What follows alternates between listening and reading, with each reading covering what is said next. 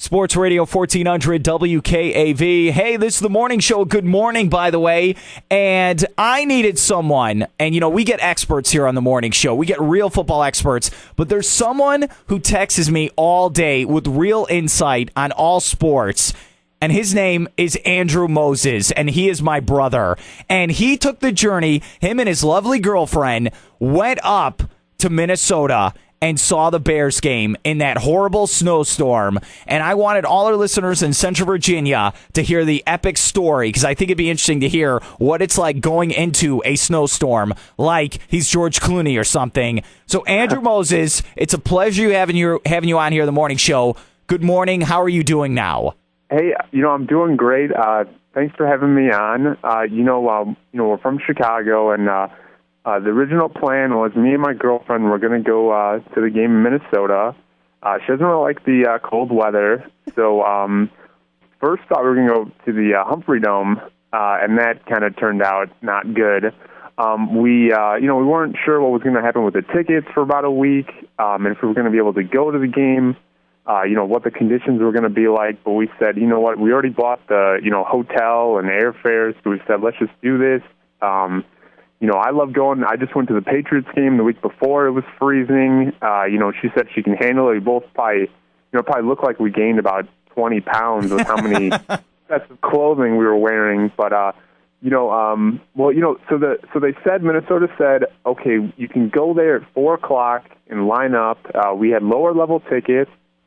We got there around 3:30, and people were already lined up to go into the stadium. And it was terrible because we had to listen to like the Vikings horn and the touchdown song about 90 times waiting in line. And they passed out like mug holders that makes the sound. So now I'm going to give that to you for your birthday. Thank you. You can wear it with your coffee. I just want to know, where did you guys stay at? Because it was at the University of Minnesota. So were you guys far from the stadium?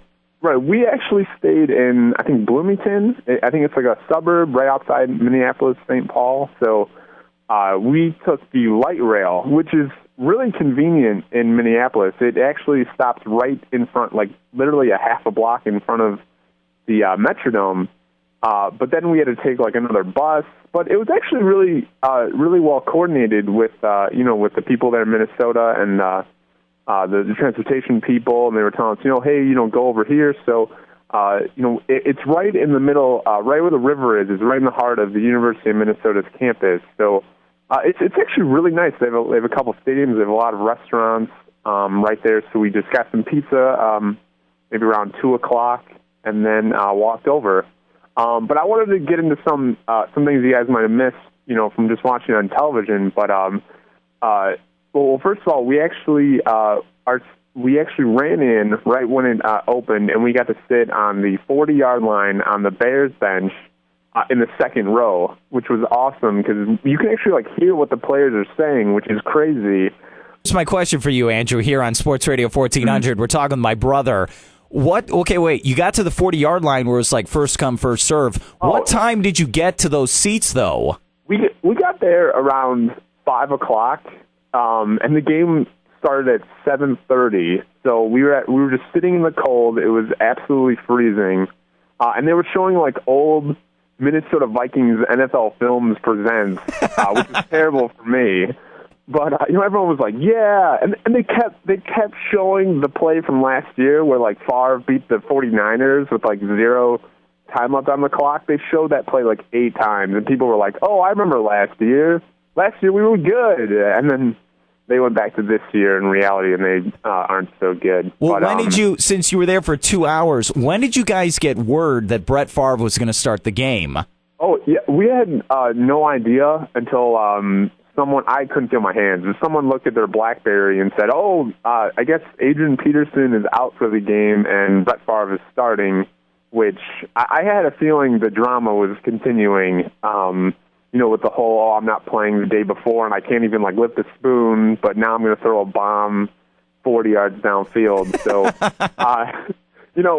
we had no clue, but I wanted him to start even though I knew it wasn't going to end good. So it was a good experience, just because from the Packers and Bears going to the games all those years just to see Favre hopefully one last time. And when he scored to go up 7-0, I mean, did you turn to your girlfriend and be like, if we lose this game, that's it, I'm done with the Bears? I mean, was it that bad? Yeah, it was Dad's story driving to the Super Bowl and going, if we lose this game, I'm going to kill somebody because I drove all the way here. And, I thought I was hoping it wasn't going to be another blowout like the week before against the Patriots. And, that play, I think, really kills the Bears when they spread them out and they get that little bubble screen and when the footing's not really well, I don't think most of our guys can tackle that well. In the beginning, they really didn't tackle that well, and Harvin scored on that play. So I was getting a little worried. I think the Vikings fans really got pumped up, and they really thought this was going to be a game. So I was getting a little worried right there. But I have to say the Vikings fans, they were pretty tame. And I was telling my girlfriend the whole time, I was laughing when they were insulting the Bears because I've heard all of those things at Soldier Field against the Bears. When Cutler threw the interception and some guy yelled out "Yeah, we want Kyle Orton," and I'm like, I heard that last week, and that guy was a Bears fan. It's Radio 1400 WKV. Yeah. I got to cut you off. Hey, we're here with my brother, Andrew Moses, his journey up in Minnesota with his girlfriend. And okay. It was, what's funny about you is the way you're talking about the game, you make it sound like, it's 80 degrees. You guys were in a blizzard yesterday, and I know you're sick today. Yeah. How bad was the weather? It was, I think it was, it was -1 wind chill.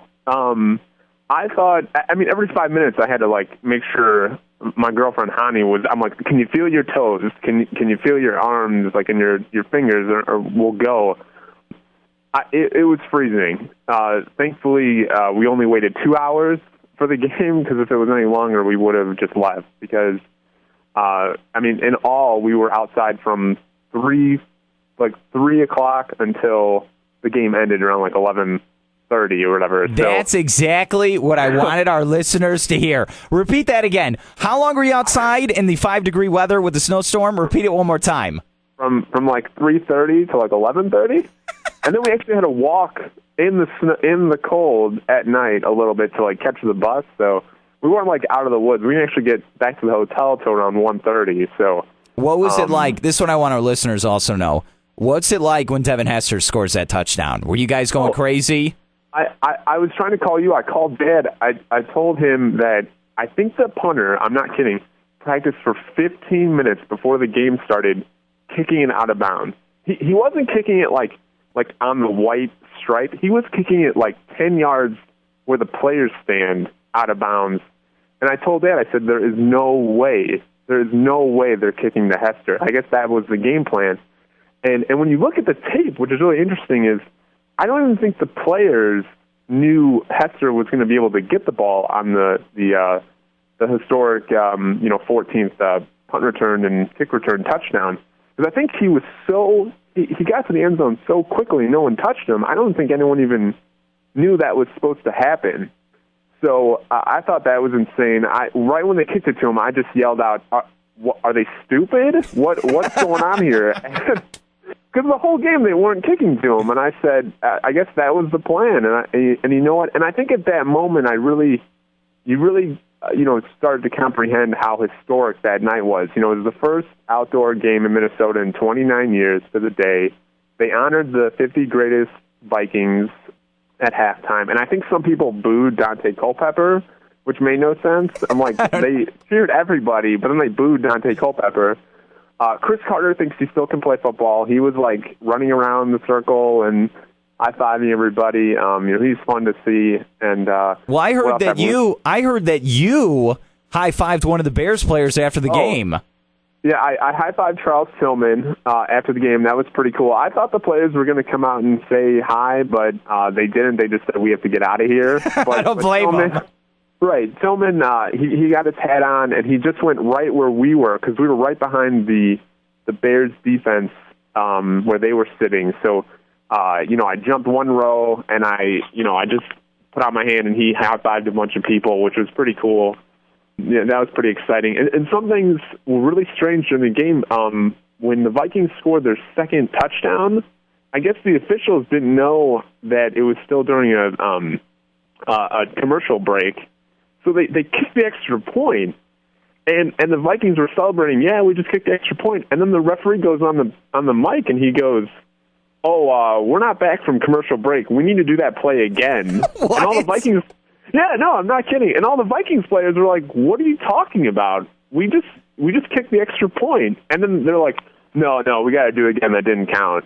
So they had to line up again and kick the extra point. And I thought that I've never seen that before. And we go to the Bears games. I've never seen that before. And also some of the Vikings fans, I heard that they were throwing at their own players.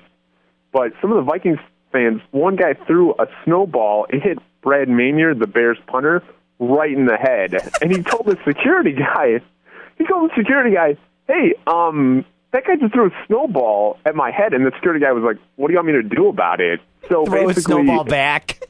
Yeah, what are you going to do, throw it back at you? And then they were throwing him at Cutler, too. And I think Olsen got hit right, Greg Olsen, the tight end for the Bears.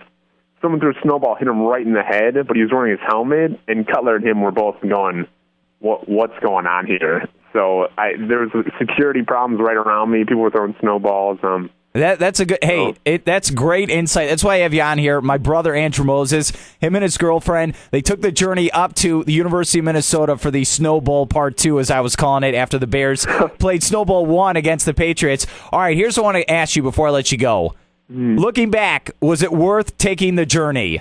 Oh, I mean, it was amazing. It's going to be an amazing story, 20 years from now when they go, "Hey, were you at the game, that was the Bears Vikings outdoors in Minnesota?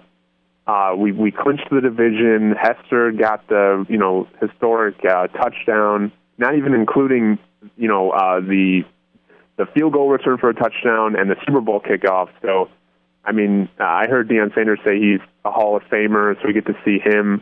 We saw probably Brett Favre's last home game. I mean, there's so many different aspects of the game why it was amazing. So it was such a great journey. I had a lot of fun. I saw some of the Bears beat reporters. I saw one at the Mall of America, and I saw one on the plane going home. I said, "Hey, this is great. I wish I could do this all the time, but I can't afford it." But, and you're sick today. You're sick, right? Yeah, I'm not feeling that well either, and I have to go to work tomorrow, but it's definitely worth it. And I'm, really excited because the Bears at least have a home playoff game, so it's going to be a lot of fun, and you never know. And a lot of the Vikings players, a lot of Vikings fans coming out of the stadium said one thing.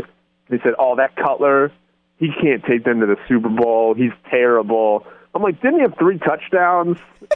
Why is he terrible? Everyone said that, they can't beat the Eagles. I'm like, we already beat the Eagles. Just stop trying to make excuses. Hey, just get into the playoffs and have fun. And at least he didn't get benched for Rex Grossman. That's all I have to say. But I had a lot of fun, and it was really worth it. All right, Andrew. Hey, thanks a lot for coming on the morning show, and I hope everything is great for you during the holiday season, and I will see you at a Bears playoff game. I'm going to come back home. Okay. All right. Sounds good, Mark.